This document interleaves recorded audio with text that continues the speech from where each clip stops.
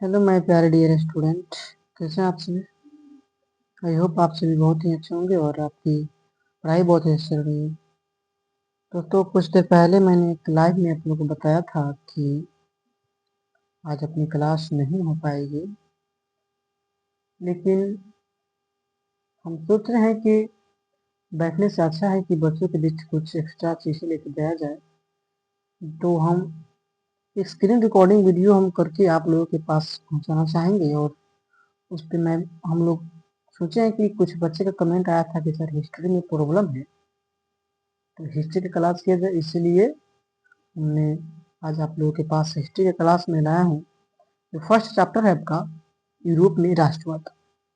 तो प्लीज़ आप लोग लाइक सब्सक्राइब, और अगर नए चैनल पे तो सब्सक्राइब कीजिएगा, ताकि आप पे जो भी वीडियो इस चैनल पे डलाया जाए, लाइव, पोस्ट, शॉर्ट, कुछ भी डाला जाए तो आपके पास नोटिफिकेशन जाए।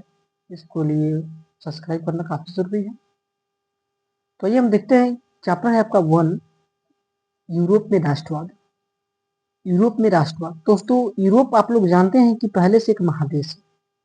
यूरोप क्या है? एक प्यारा सा महादेश है, जिसके अंदर काफी देश आते हैं। जो इसमें आपको यहाँ हाईलाइट किया गया है, जरा देखिएगा आप लोग ध्यान से। यहाँ पे लिखा गया है कि यूरोप में जो देश आते हैं वो देश हैं इटली, जर्मनी, ऑस्ट्रिया, प्रासा, रूस, ब्रिटेन, यूनान, पोलैंड, बोहेमिया आदि देश आते हैं यूरोप महादेश के अंतर्गत। ठीक है। और यूरोप महादेश, एशिया महादेश के बाद आता है बाबू, काफी बड़ा भी महादेश होता है अपना इस यूरोप महादेश। तो हम आगे बढ़ते हैं। अब आपके क्वेश्चन में एक बार पूछा गया है था कि राष्ट्रवाद क्या है। तो देखिए बाबू, तो राष्ट्रवाद इसके शब्द में ही आ रहा है राष्ट्रवाद, यानी राष्ट्रवाद यानी वाद मतलब प्रेम व्यवहार, यानी राष्ट्र के प्रति प्रेम भावना ही क्या कहलाता है, राष्ट्रवाद कहलाता है।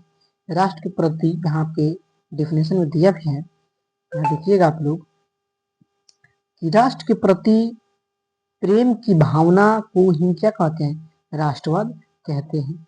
इतना समझ गए आप लोग कि राष्ट्रवाद किसे कहते हैं? राष्ट्र के प्रति प्रेम की भावना को ही क्या कहते हैं, राष्ट्रवाद कहते हैं। और राष्ट्रवाद एक ऐसी भावना है जो किसी भौगोलिक, सांस्कृतिक या सामाजिक परिवेश में रहने वाले लोगों में एकता का वाहक बनती है।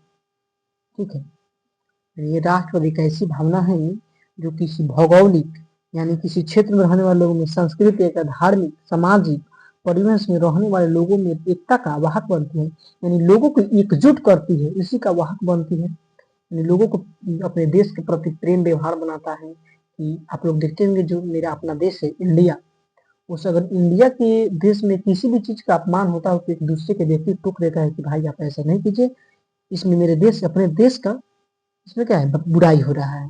ठीक है। तो इस प्रकार ये आपका राष्ट्रवाद है। तो आशा करते हैं कि आप लोग से क्वेश्चन लिखा जाएगा। उसके बाद है यूरोप में राष्ट्रवाद के विकास में सहायक तत्व। अब यूरोप के राष्ट्रवाद में विकास में कौन से तत्व सहायक हैं, सहायता करते हैं, उनके बारे में हम जानते हैं। ठीक है। पुनर्जागरण के फलस्वरूप उत्पन्न परिस्थितियां। पुनर्जागरण के फलस्वरूप उत्पन्न परिस्थितियां 1789 की फ्रांसीसी क्रांति के आदर्श और नेपोलियन का सैन्य अभियान, मेटरनी की प्रतिक्रियावादी नीति, ये रहा आपका सहायक तत्व जो है इसमें।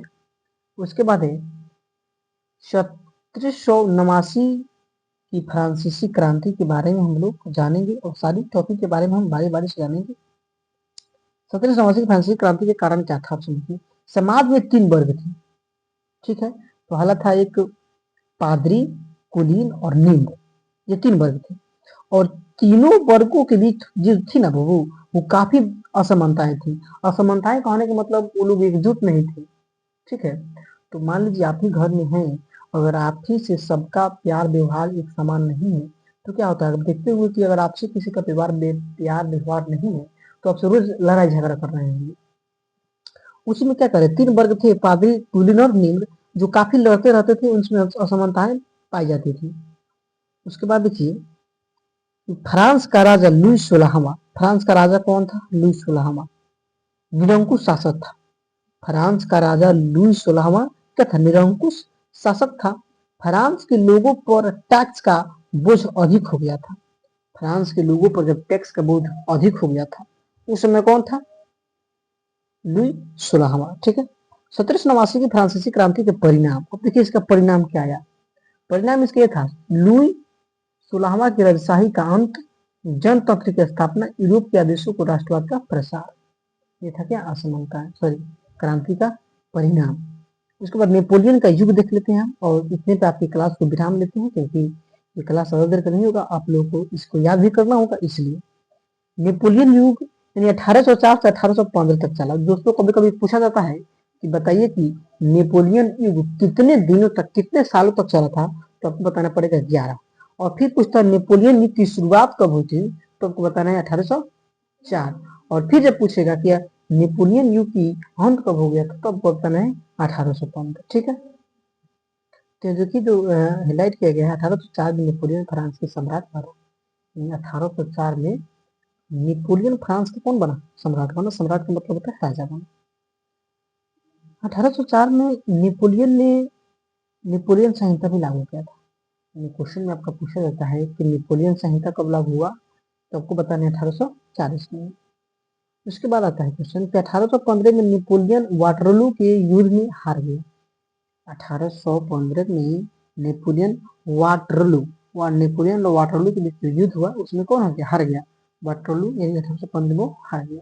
ठीक है, तो इतने पे हम आपकी क्लास को विराम देते हैं, और फिर आप लोग क्लास अगले जो ये सब बचा हुआ है, ये सब आप लोग को कराया जाएगा। काफ़ी क्लास है, आप लोग बिल्कुल चिंता नहीं कीजिएगा, जो भी होगा कराया जाएगा। और कोई प्रॉब्लम यूट्यूब में हो, किसी चीज़ में हो, आपकी क्लास स्टॉप नहीं होगी, इस बात को आप ध्यान में रख के काम कीजिएगा। ओके बाबू, फिर मिलते हैं आपसे अगली क्लास में, तब तक के लिए बाय।